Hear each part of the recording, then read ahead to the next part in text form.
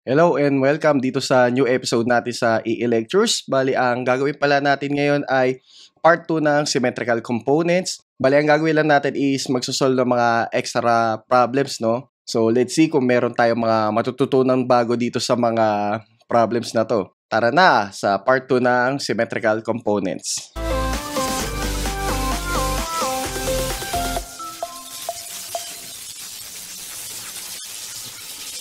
Okay, bali para dito sa episode na to, no? Bali, magsosolve lang tayo ng additional problems. So, more likely yung mga problems natin, no, yung special case problem. Bali, nangyari no unang episode, basta nagpakita lang tayo ng mga unbalanced situation, no? So, ito medyo kakaiba na ng onte. So, tignan natin itong mga problems na to. Para sa ating problem number 1, a balanced star connected load takes 90 ampere from a balanced 3-phase 4-wire supply. If the fuses in the B and C phases are removed, find the symmetrical components of the line currents. So, letter A, bago matanggal itong mga fuse na to, no? Or let's say, bago sila mag-blown out. Tapos, yung pangalawa naman, after the fuses removed. So, solve na natin yan, no? Kung paano naiba yung mga problem na yan dun sa mga previous na sinolve natin. Okay, so, kung balance siya, di ba? At i-assume natin na yung phase sequence is ABC, bali ito yung magiging currents natin. So yung nasa phase A is 90 bar 0 degrees ampere, yung nasa phase B is 90 bar negative 120 degrees ampere, tapos yung IC is bar 120 degrees ampere. So kung aalamin natin yung symmetrical components bago matanggal yung fuse, edi ibig sabihin, di ba, yung system natin is balance pa rin. So, kung balance yan, ibig sabihin, wala tayong negative tsaka zero sequence. Bali, yung meron lang tayo is positive sequence, which is, eto na din sila. So, hindi ko na sila isosolve, no? Pero kung gusto nyo isolve, pwede nyo namang gawin. Pero, mauwi lang kayo dun sa normal principle natin, no? So, check nga natin yung reality na ito, no? Kung balance, wala tayong negative at 0.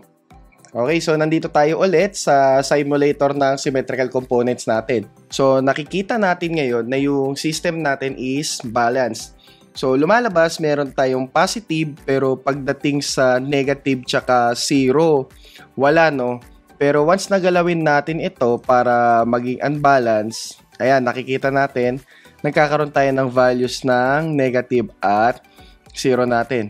So, ibig sabihin, di ba, hindi ko na kailangan i-solve yung number 1.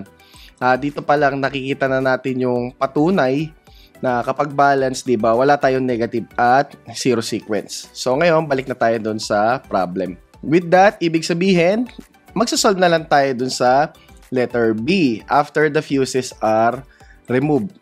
Okay, so damputin na natin yung pen natin. So, lalabas, di ba, kung natanggal yung fuse dun sa phase B and C, edi lalabas yung IA natin is same pa din, 90 bar 0 degrees ampere. Pero pagdating sa IB and IC natin, since lalabas, di ba, kung natanggal yung fuse or nag-blown out yan, yung lalabas na circuit natin is open circuit. So, kung open circuit sila, 0 ampere na yan. Okay? So, wala nang value. So ngayon, bali ang gagawin natin, magsosolve tayo ng positive, negative at 0 sequence component. So gawin muna natin is yung 0 sequence component. So yung IAO, di ba, is equal sa IBO is equal sa ICO. Tapos yung magiging formula natin doon is 1/3, okay, multiply by IA plus IB plus IC. So, lumalabas, di ba, yung IC and IB natin is 0, edi wala na yan. Parang lalabas yung IAO natin is 1/3 lang ng IA.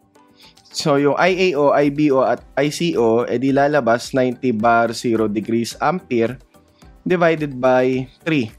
So, yung magiging sagot natin dyan is 30 bar 0 degrees ampere. So, ayan yung magiging value ng IAO natin. So, pagkatapos nyan, isosolve naman natin yung positive at yung 0. So, tandaan, itong IAO na to, yan na rin yung IBO, yan na rin yung ICO. So, ngayon, punta tayo dun sa positive. So, IA1 is equal sa 1/3. Bali, ayan. So, IA plus. Okay, so AIB tapos plus A squared IC. Pero since, di ba, wala nga, di ba, IB at IC 0 na lang sila. So, edi lalabas yung IA1 natin is 30 bar 0 degrees ampere. So, parang nangyari, same lang, no? And with that, kahit yung sa negative sequence natin, lalabas, parehas lang din. Kasi para nagkaroon tayo ng balance, no? Yung IA2 natin is 30 bar 0 degrees ampere. So, after nyan, ang gagawin naman natin is isolve natin yung sa phase B and phase C. Okay? So, for phase B, di ba yung IBO natin, sabi nga natin, di ba, parehas lang ng IAO. So, yung IBO natin, bali lalabas siya is 30 bar 0 degrees ampere. And then, in terms naman sa positive sequence niya, A squared IA sub 1. Di lalabas, di ba, ano yan, 1 bar negative 120 degrees. Tapos times 30 bar 0 degrees ampere. And yung positive sequence natin sa IB is 30 bar negative 120 degrees ampere. And then, in terms naman sa IB sub 2, bali lalabas siya AIA2. Yung A operator natin, di ba, is 1 bar 120. And then, imumultiply na lang natin dun sa 30 bar 0. Okay? So, lalabas yung negative sequence natin sa IB is 30 bar 120 degrees ampere. Okay? And then, lastly, IC. Okay, so for ICO, di ba, is equal sa IAO. Di ang ibig sabihin nun, 30 bar 0 degrees ampere, yung ICO. And then, lipat naman tayo sa positive and negative niya. Okay? So, sa IC1 is equal siya sa AIA1. Di mangyayari, kamukha lang yan nung isa, di ba? So, bali lalabas siya ay 30 bar 120 degrees ampere. Okay? And then, yung IC2 is equal sa A squared ng IA2. Okay. And lalabas yung magiging sagot dyan is 30 bar negative 120 degrees ampere. At ayan yung mga sagot natin para dito sa problem number 1. So, paano natin nasabing special case yan? So, gawin ko ngayon, i-drawing natin yung 3 phase, no? So, let's say, di ba, ito yung phase A. Okay, tapos yung phase B natin. So, sa simula, parang wala lang, di ba? Ayun, basta nakapag-solve ka, masaya.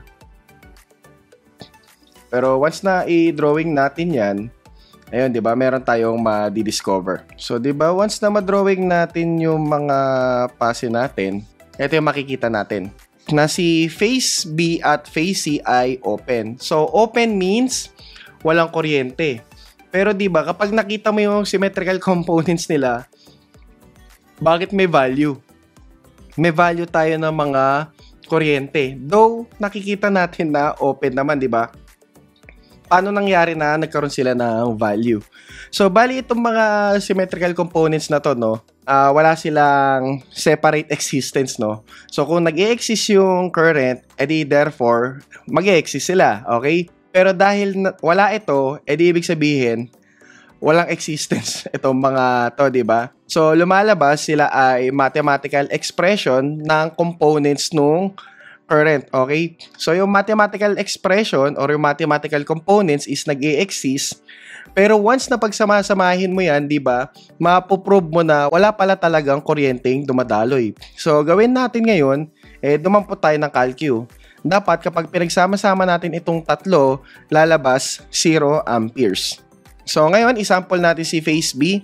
So lalabas 'di ba mukhang balance sila tapos equally separated by 120 degrees. Alam naman natin 'di ba kapag may balance ka, equal yung magnitude, equal yung separation, 'di ba? Walang lalabas na summation doon. Kasi 'di ba, yun yung mathematical technique para malaman mo kung merong neutral current na dumadaloy, 'di ba? Yung IA plus IB plus IC. Pero dito gagawin natin is yung IB1 plus IB2 plus IBO. So, dapat lalabas is 0. Pero obvious yan na 0 yung lalabas. So, okay. So, 30 bar negative 120. Lipat pala muna tayo sa complex mode. Ayan. Okay, negative 120 plus. So, 30 bar 120 plus. So, 30 bar 0. Okay? So, once nakunin natin summation yan, ayun. So, lalabas 0 yung current. Okay? So, mga mathematical expression components, meron. Pero kapag pinagsama-sama mo, 0 yung lalabas. Okay? Kaya nasabi natin tong special problem kasi di ba mapapaisip ka eh. Di ba 0 nga? Paano nagkaroon ng positive, negative at 0? So, more on mathematical expression sila. Pero pag pinagsama-sama mo, lalabas talaga na 0. So, yung existence nila, ayun, bali, hindi separate, di ba? Dun sa parang pinaka-kuryente mo. So, ngayon, punta naman tayo dun sa pangalawang problem natin. Okay, so problem number 2. One conductor of a three-phase line is open. The current flowing to the delta-connected load through line R is 10 ampere. With the current in line A as reference and assuming that the line C is open, find the symmetrical components of the line currents. Okay, so bali mangyayari dito since yung line C ay open, bali 0 amperes na kagad siya, di ba? In terms naman dun sa IA at IB, mapapansin natin, iikot na lang kasi yung kuryente dito eh. Since open to, di ba, walang voltaheng papasok, so walang voltaheng matatanggap dito sa phase natin. Pero between line A and B, meron naman. Kaya nga lang, di ba, mapapansin natin, magka-contra yung direction nila sa isa't isa at equal. So, dito, bali, wala na magfa-flow since open to. Okay? So, may components na lang tayo is IA and IB. So, 100 bar 0 degrees ampere and yung IB is 100 bar 180 degrees ampere. Or pwede natin sabihin siya ay negative 10. So ngayon, solve na natin yung mga symmetrical components. So magsimula ulit tayo sa IAO. Okay? So yung IAO natin is 1/3 ng IA plus IB plus IC. Pero since open yung IC natin, di ba? Eh di considered na 0 na lang siya. So, IA and IB na lang. So, lalabas yung IAO natin is 1/3 ng 10 ampere plus yung 10 bar 180 degrees ampere is negative 10 yun eh. So, negative 10 ampere. Eh di lalabas 0 yan. So, yung IAO natin is 0.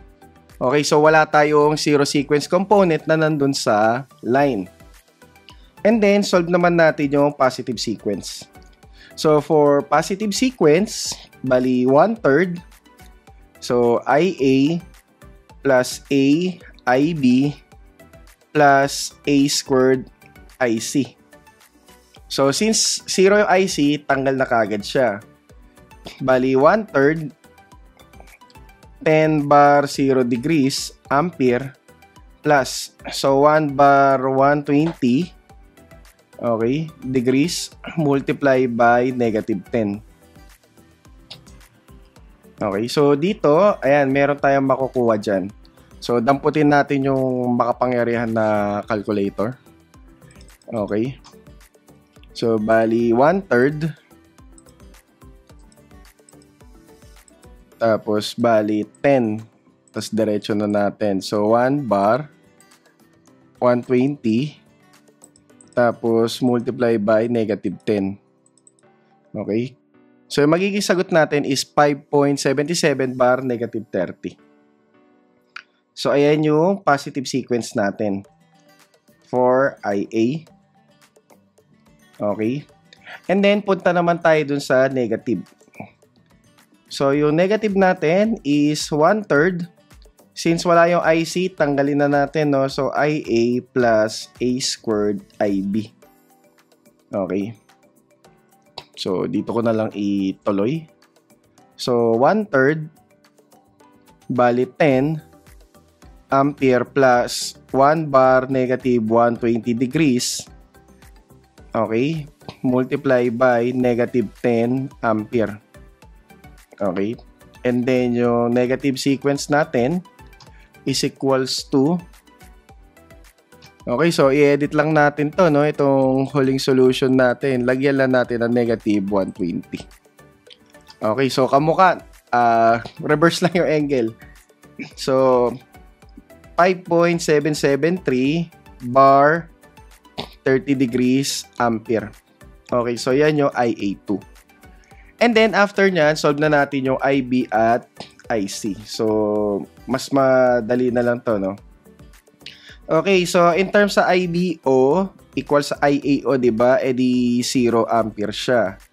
Pagdating naman dun sa positive sequence niya is IB1 is equal sa A squared ng IA1. So, 1 bar 120 degrees, diba? Multiply by IA1. So, yung 5.773 bar negative 30 degrees ampere. So, check nga natin. Bali, gawin natin ngayon, i-recall natin yung naunang kinalculate, no? Tapos, save na lang natin. Okay. So, nasa A na siya. Bali, 1 bar 120. Or negative 120 pala yan since A squared. So, negative 120 multiply by yung in-store natin. Okay. So, lagyan lang natin negative dito. Okay. So, 5.773 bar negative 150 degrees ampere. Yan yung IB1. Tapos, in terms do sa negative sequence, bali A na siya, IA2. Okay? So, bali 1 bar, 120 degrees, multiply by IA2. Ano ba yung IA2? So, 5.773 bar, positive 30 degrees ampere. Okay? So, ano naman yung magiging sagot dyan? So, hugutin lang natin yung mga sinolve natin kanina, no? Okay. Eto sila. I-store lang natin. Okay. Store sa letter D. And then, 1 bar 120 multiply dun sa D. Ayan. So, yung magiging sagot natin is 5.773 positive 150 naman. And then, yung last part is si IC. Okay, so in terms of IC, medyo kuha na natin yan, no? So, yung ICO natin is equal sa 0. So, walang 0 sequence component. So, mamaya, imbestigahan pa natin yan, no? Doon sa last problem natin. Lumalabas kasi wala tayong 0 sequence component, no? Pero yung mga positive, negative natin, meron. Okay, and then IC1 is equal sa A, IA1. Okay, so ito yung 1 bar 120 degrees multiply by 5.773 bar negative 30. Okay, so check natin kung ano yung positive sequence natin. So, kunin natin yung makapangyarihan na calculus. So, 1 bar 120 multiply by yung in-store natin kanina. Okay, so 5.773 bar 90. Yan yung positive sequence mo sa phase C. Okay, bar 90 degrees ampere. And then yung IC2 is A squared IA2. Bali, 1 bar negative 120 degrees. Okay, multiply by 5.773 bar 30. Okay. So, yung magiging sagot dyan, edi alam na natin itsura dyan. So, 5.773 bar, more on, no? Negative 90 yung, ano natin dyan, yung forecast natin dyan. Kasi magkokontrahan lang sila eh. Okay, so negative 90 nga. So, ayan yung mga sagot natin para sa pangalawang problem natin. So, though na nagkaroon ng value yung positive at negative natin, nakikita natin no, magka-opposite sila sa isa't isa. So, once na magsama-sama yung tatlo, magka-cancel out ito, plus 0, edi 0 nga yung nasa IC. So, isa yung napansin natin dito, yung zero sequence current natin dun sa line, wala kapag delta. So, more on, i-explore pa natin yan no, dun sa last problem natin. So, lipat na tayo dun sa last problem. So, last problem natin. So, 3 resistors of 10 ohms, 5 ohms, and 20 ohms are connected in delta across the 3 phases no, of a balanced 100 volt supply. So, walang sinabing phase sequence, i-assume na lang natin na ABC. So, what are the sequence components of in the resistors and in supply lines? So, ibig sabihin na itong in the resistors na to, okay, palitan natin ang kulay. Ano yan? Pwede natin sabihin phase current. Tapos, pagdating dito, line current. Okay? So, yun ang isosolve natin. Maghanap tayo ng symmetrical components sa phase tsaka sa line. So, simulan na natin yung problem na yan. Okay, so meron tayong unbalanced resistors. So, 10, 5, tsaka 20. So, i-assume na lang natin na ABC sequence, positive. So, 0, negative 120 para sa phase B at positive 120 para sa phase C. So, ngayon, sagutan natin isa-isa yan. So, magsimula muna tayo dun sa phase. So, IAB is equal sa VAB all over RAB. So, bali, 100 volts bar 0, okay, all over 10 ohms. Hindi malamang yan ay 10 ampere. And then, sunod natin is yung IBC. So, yung IAB, IBC, mga phase currents yan, no? So, bali, BBC all over RBC. Okay, so, bali, 100 bar negative 120 degrees volts all over 5 ohms. So, yung magiging sagot natin dyan ay 20, no? 20 bar negative 120 degrees ampere. And then, lastly, ICA. So, bali, VCA all over RCA. So, 100 bar positive 120 volts all over 20 ohms. So, malamang yung magiging sagot natin dyan is 5 bar 120 degrees ampere. So, gagawin ko ngayon, i-store ko muna siya sa calculator natin, no? Para pag nag-solve tayo mamaya, mas mabilis na lang. So, 10, store natin sa A. Tapos, 20 bar negative 120. Store ko sa B. Okay. And then, yung last natin is 5 bar 120. Store ko sa letter C. Okay, so yan na sila. Check natin yung pagagawa natin kanina. Okay, so more likely, okay na tayo. And then, gawin natin, mag-solve muna tayo ng mga symmetrical components natin dun sa phase values. Okay. So, simula tayo dun sa IAB. So, lalabas yung IAB 0 natin is equal sa IBC o ICAO. Mga puro zero sequence. Is equal dun sa 1/3 ng IAB plus IBC plus ICA. So, ginawa lang nating face value, pero parang katulad lang rin nung ginagawa natin kanina.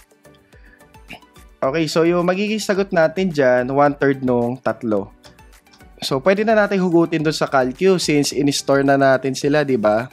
So, 1/3.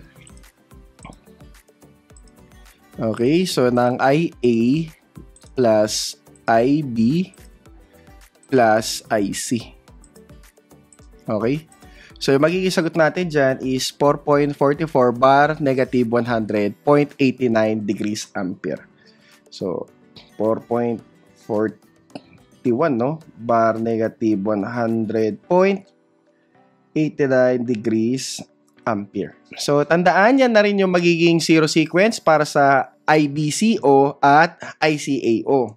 So, ngayon, lilipat na tayo dun sa positive sequence ng IAB sub 1. So, 1/3, kamukha pa rin ng mga ginagawa natin to kanina.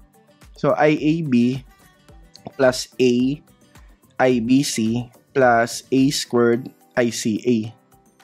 Okay? So, ngayon, gagawin natin, hugutin na lang natin yung calcu, no? Since nakastore naman na yan, para makuha na natin yung values.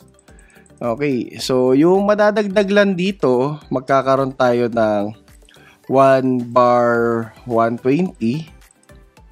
Okay. And then, yung sa C natin is 1 bar negative 120.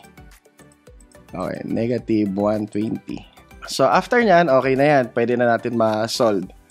So, ito yung positive sequence natin. 11.67, ayun, amperes or bar 0 degrees ampere. And then, lastly, is yung IAB sub 2. So, ganun pa din. So, 1/3. So, yung IA natin plus A squared IBC, kalimutan ko yung second notation, plus ICA. Tapos ito, AB. Okay, so since lahat nandyan naman na, i-edit na lang rin natin yung calculation natin. So, maglilipat lang tayo ng 120 tsaka negative 120. Okay? So, yung magiging sagot natin dyan is 4.41, no? Bar 100.89 degrees ampere. So, kabaliktaran lang nung isa. So, 100.89 degrees ampere. So, ayan, bali lalabas, di ba? Meron tayong mga components natin sa phase values. And then, lipat na tayo dun sa mga ibang pase naman. So, in terms dun sa IBCO, equal nga yun sa IAO. Equal na rin yung ICO. So, ano siya? Yung 4.41 bar negative 100.89 degrees ampere. So, hindi ko na rin susolve sa ICO, Basta alam natin dun sa phase values, meron tayong value nung zero sequence current natin. And then, lipat naman tayo sa IBC1. So, yung IBC1 is A squared ng IAB1. Okay. Dahil bar 0 to, no? Madali na to. 11.67 bar negative 120 degrees ampere. Okay? And then, pagdating naman dun sa IBC2, okay, so A, IAB sub 2. Okay? So, yung 1 bar 120 degrees multiply by 4.41 bar yung 100.89 degrees ampere. So, check natin. So, ito medyo kakaiba na, no? Okay, so gawin ko muna, i-store natin to, no? Para mas madali na lang tayo mag-solve. Okay? So, 1 bar 120 multiply by x. Okay? So, 4.41 bar negative 139. Okay, so yan yung lumabas. Okay, so 4.41 bar negative 139 point, kalimutan natin, ayan, 0.11 na lang. degrees ampere. So, ayan, kompleto na yung sa phase BC natin, no? Ang susunod naman is yung CA. So, yung ICAO, gets na yan, ha? Equal yan sa IAO at IBO. IABO, tapos, ayun, IBCO. Nakakalimutan natin yung double notation. So, ICAO, so IBO equals IBCO. Okay, so solve na lang natin is yung positive at negative. So, in terms of positive, IC1 is equal sa A ng IA1. So, ito, madali. 11.67 bar 120 degrees ampere. And then, lastly, yung IC2. Okay, so yung IC2 naman is A squared ng IAB2. Nakakalimutan natin yung double notation. Ayun, so 1 bar negative 120 degrees. Okay, multiply by. So yung 4.41 bar 100.89. Okay, so in-store na natin yan sa letter X, diba? So mas madali na lang yung computation natin. Okay, so kung i-edit natin to, gagawin lang natin ng negative 120. So, ayan yung sagot natin. So, 4.41 bar negative 19.11. Ayan, so 4.41 bar negative 19.11 degrees ampere. So, ayan, bali na-solve na natin yung phase symmetrical components. So, lahat may values, no? So, ngayon, aangat na tayo dun sa line currents. Eto. Okay. So, bali, i-recall lang natin yung mga natutunan natin dun sa three-phase natin, no? So, yung IA mismo is equal sa IAB minus ICA, yung dulo-dulo lang. Kung natatandaan nyo pa yung lecture natin dun sa three-phase system. So, IB is equal sa IBC minus IAB. Tapos, yung IC natin is equal sa ICA minus IBC. So, ngayon, kuha tayo ng values ng IA, IB, at IC natin. So, palitan muna natin to ng kulay. Okay, so yung IA natin, ito, line currents na to, hindi na to phase. Since in-store na natin yung mga value ng mga phase currents natin kanina, di ba? Mas madadalian na tayo mag-solve. So, yung A, IAB natin nasa A. Tapos yung ICA natin nasa C. So, A minus C. Okay, so 13.228 bar 19.11. So, 13.228 bar 19.11 degrees ampere.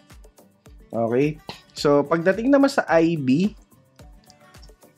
so lalabas, di ba, IBC minus IAB. So, B minus A. Okay, so ito yung magiging sagot natin. So, 26.457 bar negative 139.11. So, 26.457 bar negative 139.11 degrees ampere. So, ang gagawin ko pala dito, dapat i-store ko pala sila, no? Wait lang. So, store natin to sa letter D. Okay. Tapos, yung isa naman kanina, ito, store natin sa letter E. So, para sila na yung mga line currents natin, no? And then, lastly, yung IC. Yung IC natin is ICA minus IBC. Bali, lalabas yan, C minus B. Kasi doon na sila nakastore eh. So, ayan, yung sagot natin is 22.912 bar 70.893. So, lagay na natin dito. So, 22.913 bar 70.893 degrees ampere. And then, yan, i-store natin yan sa letter F. Okay? So, meron na tayong tatlong kuryente natin. So, ngayon, pwede na natin makuha yung zero sequence component. So, yung IAO na equal sa IBO na equal sa ICO is equal sa 1/3 ng IA plus IB plus IC. Okay? So, palitan tayo ng kulay, no? So, ngayon, magkakaalaman na. Okay, so 1/3. Tapos, D plus E plus F. Okay? Ayan, so ang lumabas natin is 0. Okay. So yung IAO natin is 0 ampere. So kita ha, nung nasa phase tayo, meron tayong lumabas na 0 sequence current natin. Okay, equal lang tong tatlo. Pero pagdating dun sa line, naging 0. So anong ibig sabihin nun? Yung 0 sequence current natin sa delta, umiikot lang dun sa phase windings. Pero paglabas dun sa line, wala siya.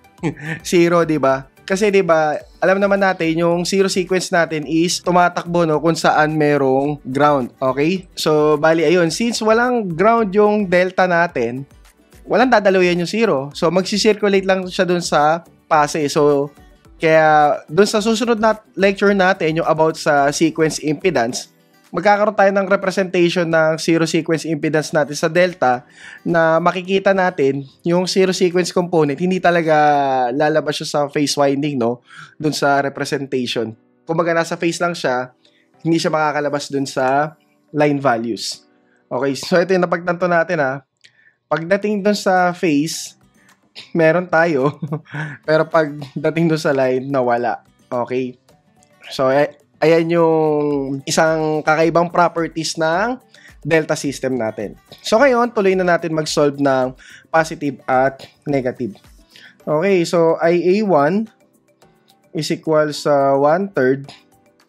Okay, ng IA plus AIB plus A squared IC. Okay, so hugutin na lang natin, no? Para mas madali. Okay, so 1 bar 120. Tapos yung sa kabila naman, and 1 bar negative 120. So ito, kailangan na natin i-store to, no? Para mamaya madali na lang. Okay, so yung positive sequence natin sa phase A is equals to, i-recall lang natin yung X na yun, no? Okay. So, 20.21 bar negative 30. Okay, so, 20.21 bar negative 30 degrees ampere. Pagkatapos naman is yung negative. So, yung negative natin is 1/3 IA plus A squared IB plus AIC.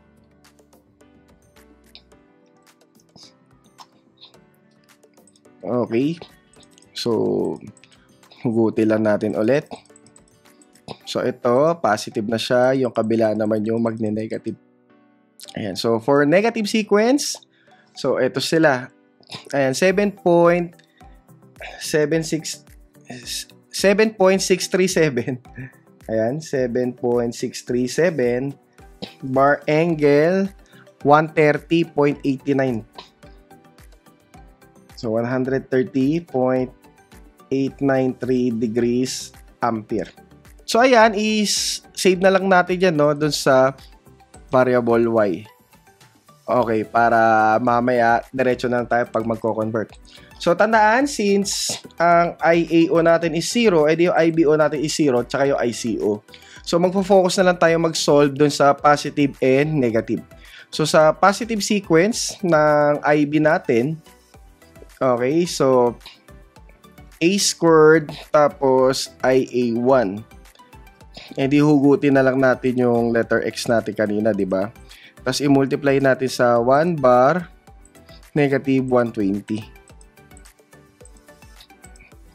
Okay, so 20.21 bar 150. So 20.21 bar 150 negative 150 degrees ampere. And then, yung IB2 Yung IB2 naman natin is AIA2. Okay? So, yung nasa Y naman natin. So, 1 bar, 120 times yung nasa Y. Okay? So, ayan, 7.637 bar, negative 109, no? 109.11. So, kamukha lang. 7.637 bar, negative 109.11 degrees ampere. And then, last, yung IC natin. So, IC1 is equal sa A ng IA1. Okay?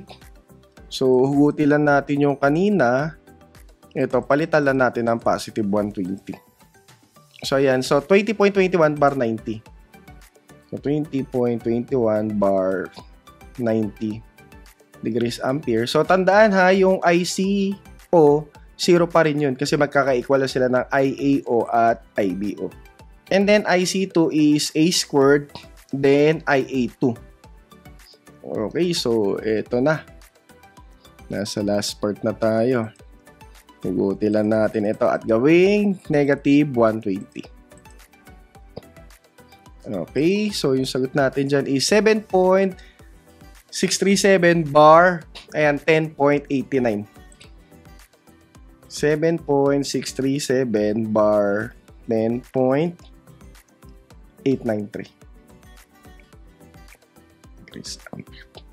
At dyan nagtatapos yung lecture natin, no, doon sa symmetrical components part 2 natin, na kung saan ang ginawa natin, no, nag-solve tayo ng special case problems na nakikita natin, no, kahit open pala yung circuit, meron ka nakukuha positive, negative, or zero sa Y.